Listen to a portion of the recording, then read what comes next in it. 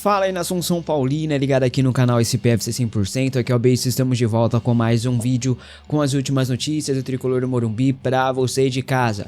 São Paulo bate o martelo sobre o substituto de Luiz Beldia, preparação para a grande decisão está em andamento, mais uma grande joia de Cotia é promovida ao elenco profissional, balanço da janela de transferência de janeiro, quem chegou, quem saiu, quanto o São Paulo gastou, vou te contar também que agora acabou de vez. Jogador é desligado do São Paulo finalmente, mas custou caro, hein? Tudo isso e muito mais conta a partir de agora, fica até o final, não saia por nada. Deixa o like que ajuda demais o crescimento do canal, se inscreva aqui se você não for um inscrito e ativa também a sineca para receber as notificações de novos vídeos, para você não perder nada do que rola no mundo do Tricolor do Morumbi e nenhum vídeo aqui deste canal. Mas antes, cupom BACO10 para você que quer comprar uma camisa do São Paulo como essa aqui, ó, camisa 2025 de treino, tá em promoção lá na Centauro, rapaziada. Vou deixar o link aqui na descrição do vídeo, o primeiro link na descrição é dessa camisa com descontão para você que quer comprar, tem um cupom de desconto e tem também para quem vai comprar no Pix, o desconto é maior, tá? Camisa original, muito boa o tecido, a qualidade é impressionante e vou deixar mais abaixo também mais links de camisas do São Paulo e também se você quiser ali vou deixar de calçados, porque cara, promoção de calçados, né, chuteiras, tênis e muito mais, tem de monte lá na Centauro, o link está na descrição. Roda a vinheta, editor, e bora para as notícias.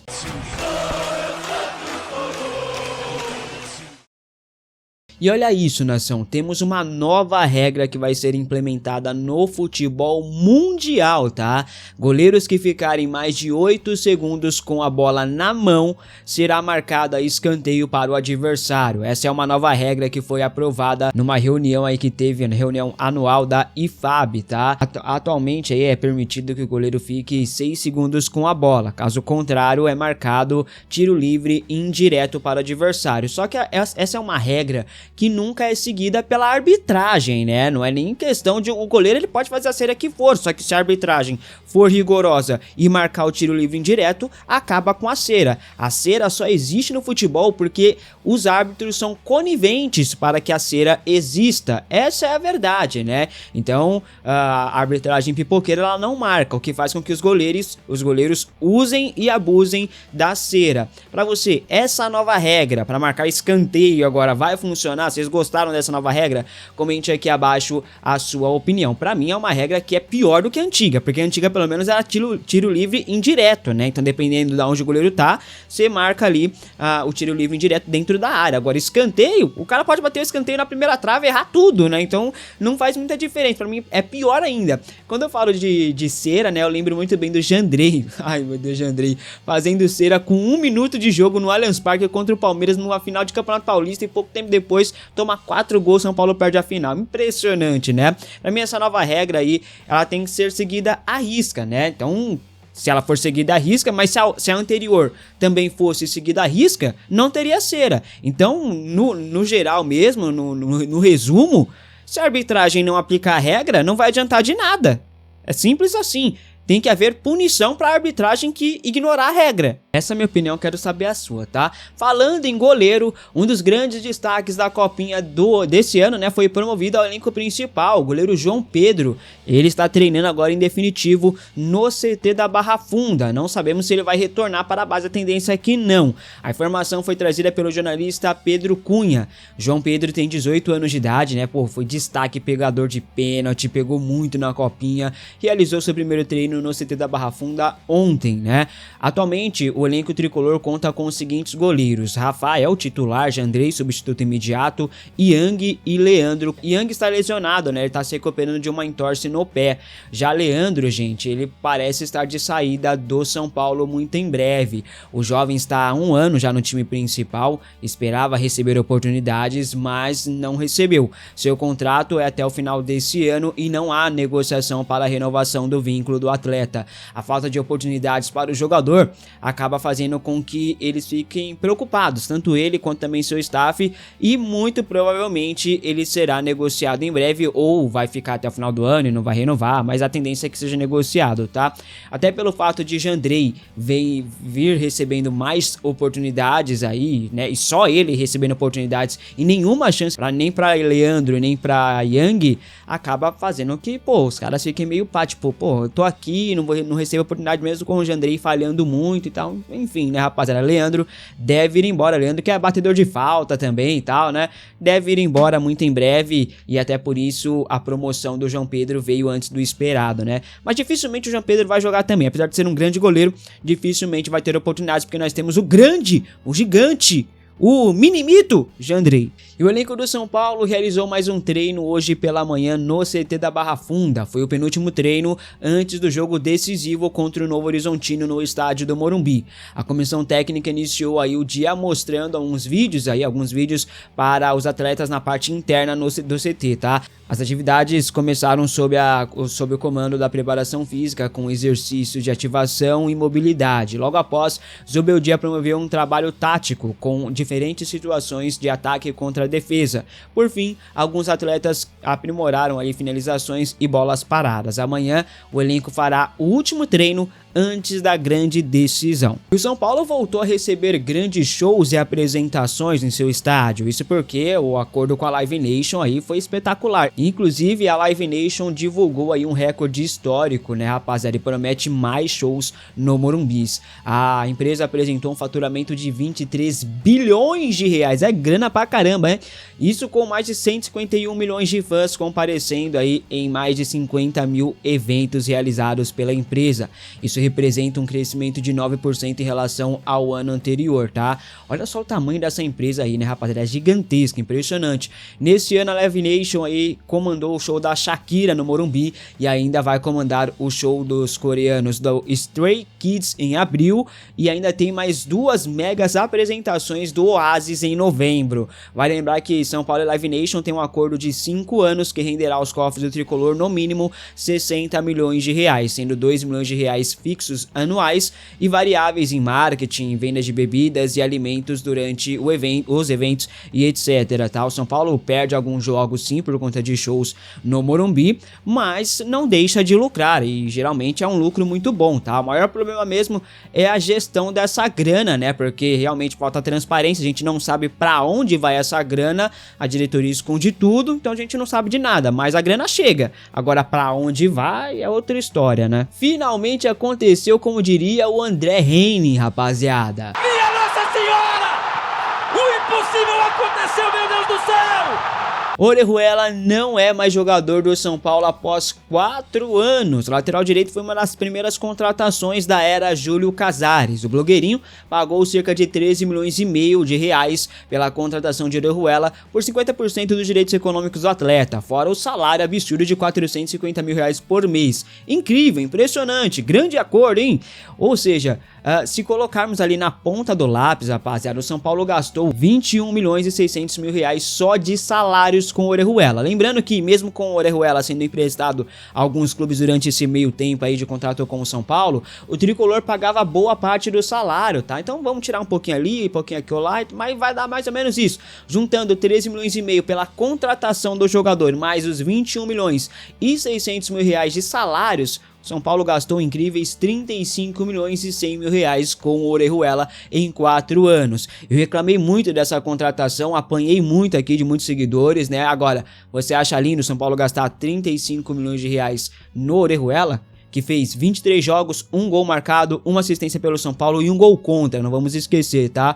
Hoje acaba o contrato de Orejuela. Em definitivo, oficialmente, ele não é mais jogador do São Paulo finalmente, né? Fora que o São Paulo ainda deve luvas para o Orejuela e foi por isso que o Orejuela não aceitou a rescisão de contrato com o tricolor. O Mendes aceitou, porque o São Paulo até chegou num acordo em relação às luvas e tal, mas o Orejuela não abriu mão das luvas e não saiu, embora tivesse alguns clubes que estariam de olho no jogador, tá, rapaziada? Então ficou até o fim de contrato, recebendo o salário dele e ainda o São Paulo vai ter que pagar o que deve. Enfim, veio a custo de ouro, fez nada, absolutamente nada, saiu e ainda os gênios da diretoria estão devendo salário para o jogador, né? Luvas, etc. Inacreditável. Você, o que você achou dessa contratação do Orejuela, desses 4 anos de Orejuela sob contrato do São Paulo? Comente aqui abaixo. E a janela de transferências fechou ontem, né, rapaziada? É isso mesmo, a janela movimentou quase 2 bilhões de reais no futebol brasileiro.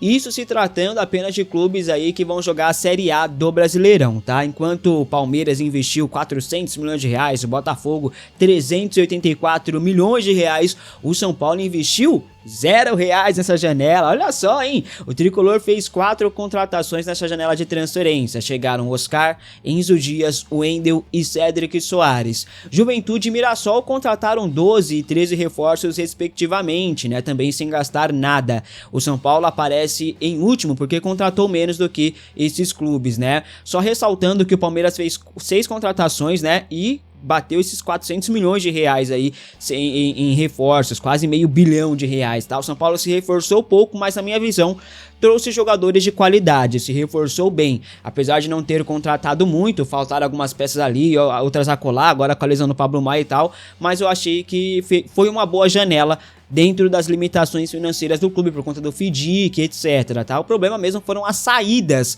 principalmente a do William Gomes, mas o São Paulo está no mercado ainda em busca de um atacante, né? Inclusive tem a janela de março, né, que começa no dia 10 de março e vai até o dia 11 de abril, mas essa janela, rapaziada, é só para jogadores que atuaram no estadual, então só pode ter transferências nacionais, ou seja, ainda há a possibilidade do São Paulo trazer reforços na temporada antes da janela do meio do ano, mas nessa janela do dia 10 de março ao dia 11 de abril, só pode realmente jogadores que atuaram nos estaduais. O São Paulo está de olho na contratação de Jean Dias da Ponte Preta, é um jogador que o São Paulo tem interesse, o Zubeldia gosta muito, pediu a contratação, o São Paulo quer um atacante no mercado, então pode ser que chegue aí um reforço, né, ou até mesmo um volante e tal, mas que tenha atuado nos estaduais, não só de São Paulo, tá, rapaziada, mas qualquer estadual do futebol brasileiro, mas tem que ser do estadual, fechou? E também atletas que estejam livres no mercado também pode chegar a qualquer momento sem problema nenhum, sem a janela estar aberta, beleza?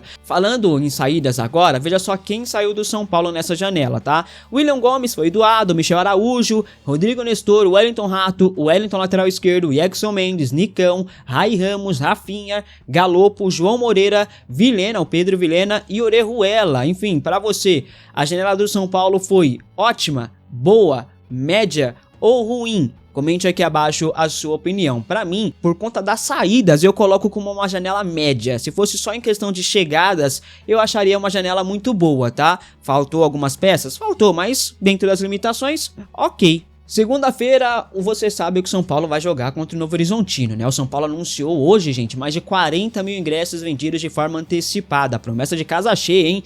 Esse jogo vai definir ou não a continuidade de Luiz Zubeldia. Em caso de eliminação, a demissão de Zubeldia é certa. Antes que comente que, o B está inventando, não sei o que, olha só as palavras do diretor irregular de futebol do São Paulo, Carlos Belmonte, abre aspas. Não dá pra dizer, fecha aspas, sobre a continuidade de Zubeldia em caso de eliminação. Ele foi questionado sobre isso na última segunda-feira. Contudo, não há um consenso em relação ao substituto de Zubeldia. Na verdade, só um nome que está em pauta que todos entrariam em consenso. Só há um nome. Porém, esse nome já está empregado, ao menos por enquanto. O único nome hoje de consenso para substituir o Luiz Zubeldia é o de Dorival Júnior, gente. Mas para isso, Dorival precisa cair na seleção brasileira, o que não é tão difícil assim a depender dos resultados, né? Outros nomes são observados pela diretoria, mas nenhum deles tem consenso aí entre as partes, né? No pessoal do CT, pessoal lá do Morumbi, então, enfim, né? Bom, o plano B da diretoria, então, se o São Paulo for eliminado por Novo Horizontino e o Zubeldia cair, é colocar o Milton Cruz como interino até o São Paulo achar um novo treinador, beleza? Tudo isso, claro, em caso de demissão do Zubeldia. Só um título do Campeonato Paulista fará com que o Zubeldia se mantenha no cargo. Mas e aí? Você, torcedor São Paulino, aceitaria Dorival Júnior de volta ao tricolor? Comente aqui abaixo a sua opinião. Esse é o único nome de consenso, tá? Falando em Dorival Júnior, a CBF divulgou a pré-lista dos convocados para a seleção brasileira para os próximos 2 jogos, né? Geralmente eles não fazem isso não, mas cansados aí de vazamentos, eles acabaram liberando tudo. São 52 nomes na lista, tá, gente? Impressionante. Nessa pré-lista vemos 3 jogadores do atual elenco do São Paulo. São eles, Oscar, Lucas Moura e Alisson. O Lucas Moura foi chamado recentemente por Dorival Júnior para a seleção. Oscar não é convocado para a seleção brasileira desde 2016 e o Alisson nunca foi chamado. Uma provável convocação não deveria interferir, né, rapaziada, na reta final do Campeonato Paulista. Porém, a seleção fará os seus jogos jogos nos dias 20 e 25 de março, e as finais do Paulistão é nos dias 16 e 27 de março, então pode sim interferir a depender da utilização caso os jogadores do São Paulo sejam convocados para a seleção brasileira. Tem também questão de poder se lesionar e etc. Ou tem jogo contra a Argentina e os caras batem, então tem todo esse risco, rapaziada. Enfim, geralmente quando os jogadores do São Paulo voltam de convocações, eles são preservados no jogo seguinte, então pode também interferir, principalmente no jogo de volta, tá? Dos 3 jogadores aí citados, Lucas, Oscar e Alisson, quem você convocaria para a seleção brasileira? Comente aqui abaixo a sua opinião. Obrigado por ficar comigo até aqui. Se você deixa o seu like e se inscreva aqui no canal se você não for inscrito. E não esqueça do cupom BACON10, links na descrição do vídeo. Forte abraço, até o próximo vídeo. Fui!